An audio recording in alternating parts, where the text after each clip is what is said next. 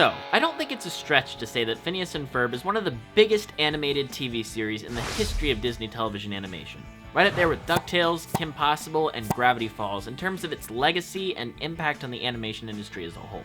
But unlike those series, there wasn't a lot of fanfare around the finale of Phineas and Ferb. While The Last Day of Summer is a wonderful episode and one of my favorite specials in the show's entire run, if you ask most fans, they'll tell you that the one where they went to college was the last one. But why does no one remember Phineas and Ferb's last episode? And of course, the other major question, why did Phineas and Ferb end in the first place? Let's dive into the strange situation that was the ending of Phineas and Ferb.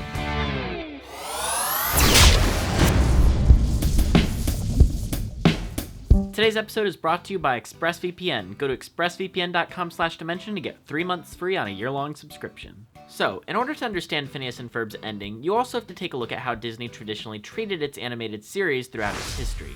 There was a strange rule in place called the 65 episode rule at Disney TVA for a long time throughout the 1990s and early 2000s, essentially guaranteeing that a show would be canceled after 65 episodes, or about 3 seasons. While this didn't apply to early shows created with the intent to be primed for syndication, as those shows would often have to have close to 100 episodes, this applied to Disney's live-action and animated series for a long time. Why exactly? Well, even if a show was popular, 65 episodes meant that shows were easy to rerun when scheduling. 65 episodes fit perfectly into 13 5-day-a-week slots, allowing a full rerun of the series to fit quite neatly in a quarter of a year. This allowed for a clean rotation of shows on the schedule, and so despite any given show's popularity, it just made more sense for the executives to cut off each show after 3 seasons. Some of the biggest exceptions to this rule included shows based on Disney feature animation films such as Timon and Pumbaa, Goof Troop, Aladdin, Adventures in Wonderland, Dumbo's Circus, and a few other extremely notable series for the channel, such as Darkwing Duck, DuckTales, and just barely Gargoyles. But fans of Disney Channel shows, well, they weren't happy about this rule. So many shows during this era were canceled at the height of their popularity simply because the executives wanted everything to fit in this perfect box for scheduling. Shows like Recess, Tailspin, Quack Pack, Lizzie McGuire, Even Stevens, and many others that I'm not as familiar with had their lives cut short by Disney's scheduling department. And that's on studio leadership. However, one show from the early 2000s changed everything. The fan demand for this show to live on beyond the 65 episode rule was incredible and unlike anything Disney had encountered before. Before the prevalence of smartphones and social media trends, the fans banded together to flood Disney TVA's offices with letter after letter demanding the show be continued. And emails. Oh yes, so many emails. At the end of the day, Disney couldn't ignore how popular Kim Possible was. So the drama broke so many records for Disney and showed the demand for the show was there to go beyond 65 episodes. And here's where we get to the real reason Disney continues to make shows. Merchandise. Remember that. Disney likes merchandise money. Kim Possible sold lots of merch, and so it got a 4th season, breaking the 65 episode rule for all time. But from that point on, Disney had a new problem. It was now easier to cancel their shows before they hit 65 episodes if they felt the show wasn't doing well, or if the executives just didn't feel like making merchandise, even if the show was popular. That's something they still struggle with today. But that brings us to Phineas and Ferb. This show was designed from the beginning to be a franchise for Disney once it was greenlit, as it was created in collaboration with Disney Channel worldwide.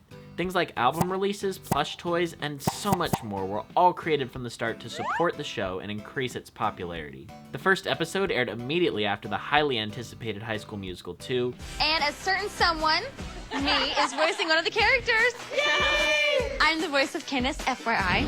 And the rest of the first half of Season 1 debuted in a special event known as Ferbuary in 2008, with a new episode nearly every day. No, it's not February. It's Phineas and Ferbuary. Mom, Phineas and Ferb are changing the name of the month. And it only grew more popular from there. Phineas and Ferb was a cultural juggernaut from the release of Season 1. Kids and adults alike enjoyed it, and the songs were so popular and easily accessible on physical media.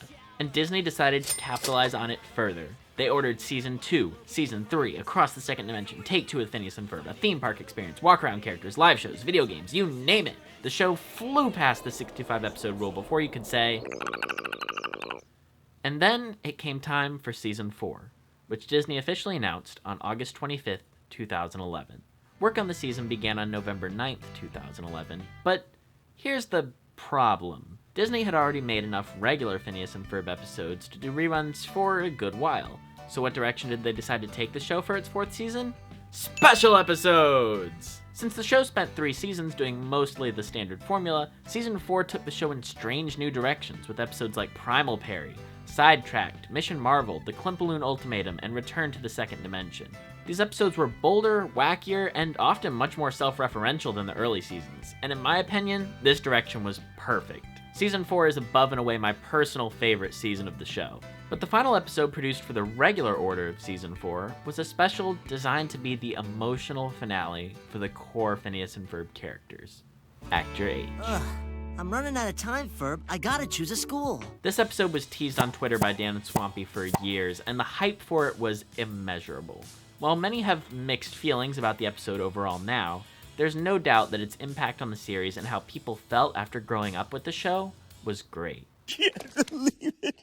It seems like only yesterday we were drawing our first doodles of these kids. Yeah, I know it's a sweet episode, but it's going to college. It's really it's just a cartoon. But here's the thing. Disney was in a tough spot once Dan and Swampy finished Act Your Age. They couldn't really make up their minds. You see, production on Season 4 had run through 2013, but instead of releasing episodes as they were finished, Disney aired Season 4 very slowly, starting on December 12th, 2012, and going from there randomly dropping episodes on any day that they felt like it. The reason? Well, they were waiting to greenlight a 5th season based on the merch numbers, to see if they wanted to invest in more merchandise for the series. The problem with that, though, is stopping work on an animated series is incredibly difficult. If Disney put Phineas and Ferb on pause to wait for the numbers to come in, most of the show's core staff would have to find new jobs, and then if Phineas and Ferb did come back at some point, it wouldn't be the same, and it would be expensive to restaff. Plus, the backdoor pilot known as Doof 101 had been passed on and was included as one of the final regular-length episodes for the series. So, without wanting to lose all of the Phineas and Ferb crew, but also not confident enough to renew the show or pick up a spin-off, Disney decided to play to their Season 4 strategy so far. Instead of cancellation, Phineas and Ferb was greenlit for 5 hour-long specials, big, bombastic events that were easily marketable for the channel, to draw in droves of viewers to witness their high-concept, high-stakes, or simply highly specialized stories. Of course, Dan and Swampy were up to the challenge, but they were also concerned that they might not get a chance to end the series properly, especially with Disney seeming very hesitant about picking up a 5th season. While brainstorming ideas for the 5 hour-long specials, Dan and Swampy came up with an idea. What if we made one of these specials the series finale, our last day of summer? So they pitched it to the Disney executives, who were actually okay with the idea. They only had 2 stipulations for the team. 1, no characters could die or move away, as that would interfere with any future stories. And 2, they had to make the finale in such a way that Disney would be able to make more if they wanted to. Basically, they wanted to have their cake and eat it too.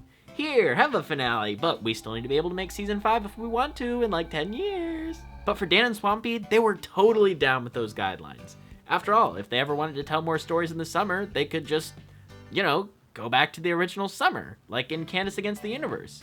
Or even tell stories afterwards, such as the Phineas and Ferb effect in Milo Murphy's Law. But anyways, after much deliberation, here are the 5 specials the Phineas and Ferb team decided on in order of production. Phineas and Ferb Save Summer, Night of the Living Pharmacists, Phineas and Ferb Star Wars, The Last Day of Summer, and The Alka Files, which we'll talk about in a little bit.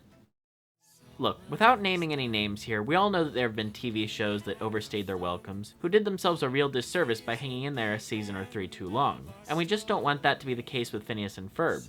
We didn't want our show to be one of those that wore out its welcome. We really wanted to go out strong, shut down production while people were still fond of the show and its characters. Besides, in the animation world, it's just so rare that a show actually gets to do a finale, which is why we feel so honored and privileged that Disney allowed us to do this. Disney decided to air the specials alongside the regular, already completed 22-minute episodes of Season 4. That's why episodes like Phineas and Ferb Save Summer came out in June of 2014, and Night of the Living Pharmacists came out in October of 2014, to match their corresponding holidays. But that also speaks to how slowly Disney was airing Season 4. These hour-long specials, produced after all of the 22-minute episodes were finished, were airing alongside the 22-minute episodes. That's why you may remember these big specials airing before episodes like Act Your Age, when on Disney Plus all 5 specials are stacked at the end of season 4. That's because Disney Plus puts the episodes in order by production code rather than air date. However, finishing so many big episodes early meant that there were controversies over leaks from countries that didn't want to wait to air the episodes quite how Dan and Swampy wanted. There was an entire situation with Act Your Age leaking in Russia long before it aired in the US, because here Disney had decided to save it as a Valentine's Day special. In fact, in 2015, only the 2 final episodes of Phineas and Ferb aired in the US. Act Your Age aired on February 9th, 2015 on Disney XD as the Valentine's Day special, and The Last Day of Summer built up to with a series-long marathon on June 12th, 2015 as a simulcast. That's how slow these final episodes were coming out. It was kinda nuts. The Last Day of Summer is a beautiful send-off for the show, and my friend Brian does a great job talking about it in his video on why it's genius. But ultimately, it works in conjunction with Act Your Age to give every character a conclusion. While Act Your Age was designed to be the series' emotional finale and conclude the stories of the kids, The Last Day of Summer focused on Candace and Doofenshmirtz, and was all the better for it. The series ended on an incredibly emotional musical number recapping the entire summer so far, and thanking us for joining them.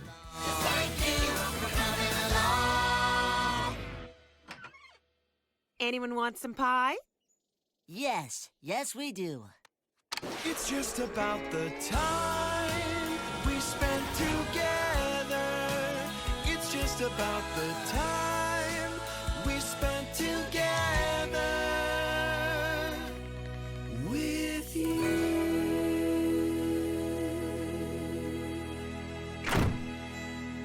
And then, it was over. After that, Disney passed on Phineas and Ferb Season 5. The merch sales were down, and the show had a proper finale. Dan and Swampy, who both signed deals with Disney back in 2011 to develop new series, were working furiously on new pilots to pitch to Disney, and those seemed to have far more promise than continuing to make a show that had more than enough episodes to rerun for years to come. But that 5-hour-long special that was produced right after The Last Day of Summer was a modified version of one of the pilots that Disney decided to pass on. So let's talk about Phineas and Ferb after it ended. So, the Alka Files. This special deserves its own video, and I have talked about it before on the channel in my Phineas and Ferb spin-offs video, but Alka Files was reworked from a series pitch to be a standalone special and provide an exclusive Disney Channel event in November. The reason it wasn't picked up for a full series is that, simply put, the idea was too expensive to pull off on a TV budget. When working in TV animation, you can do expensive, expressive shots, but a lot of the time the runtime is simply carried by dialogue shots that are relatively easy. In a show like Alka Files, where the main cast is all non-speaking animals other than Doof, trying to tell stories solely through the characters' expressions is incredibly difficult and expensive, and ultimately led to Milo Murphy's Law getting greenlit instead. And Milo Murphy's Law debuted on October 3rd, 2016, just about a year after Phineas and Ferb ended, and less than a year after the Alka Files aired. And then Milo Murphy's Law had a Phineas and Ferb crossover and introduced Doofenshmirtz as a main character in Season 2. And then in 2020 we got Candace Against the Universe, an all-new Phineas and Ferb movie on Disney+. So while Phineas and Ferb may have ended, it's clear that Disney truly doesn't know what they want to do with the franchise. Dan and Swampy have openly talked about how they're open to making more movies, returning to do Milo's 3rd season, or any number of things with the franchise. It's just up to Disney to decide what to greenlight. The most interesting part about all of this is that by keeping Dan and Swampy in their good graces and working on shows for the channel, Disney has been able to keep Phineas and Ferb relevant on the Disney Channel, as the creators are readily accessible to do things like random rings, karaoke crossovers, and chibi Tiny Tales. That's why Phineas and Ferb is still a part of Disney Channel's marketing to this day, because Disney wanted to keep the creatives behind the show around, just without making more of Phineas and Ferb specifically. It's a really smart and unique decision, and is likely why Phineas and Ferb content still drops regularly to this day. So, the TLDR version of all that is this. Phineas and Ferb ended because Disney just didn't want to spend more money for an entire 5th season order. But they still seem to enjoy making Phineas and Ferb specials and movies, and supporting the creative team. And I have no doubt that will continue into the future, given both the show and the new movie's popularity on Disney+. But that's where I'll leave this video. I have plenty of other videos on the channel discussing Milo Murphy's Law if you're interested in how that show connected to Phineas and Ferb, so be sure to check those out if you're interested in knowing more. Let me know in the comments, Dimension Hoppers, how would you like to see Phineas and Ferb continue next? If you enjoyed this video, be sure to give it a like, and I will see you back in Dimension 1. I think one of the things that I maybe forgot to emphasize a little bit more in the video is just that Dan and Swampy were kind of done with Phineas and Ferb after season 4. Like, yeah, Disney didn't pick them up for a season 5, but like, they also were very happy to end on such a good note and not do more after that. But now that they're more willing to return, I think that complicates the situation a little bit. But that's one thing I wanted to clarify. I hope you learned a lot from this video, and if you're interested in learning more about Phineas and Ferb and Milo Murphy's Law, I've definitely got you covered here on the channel. Thank you so much for watching, and have a great rest of your day.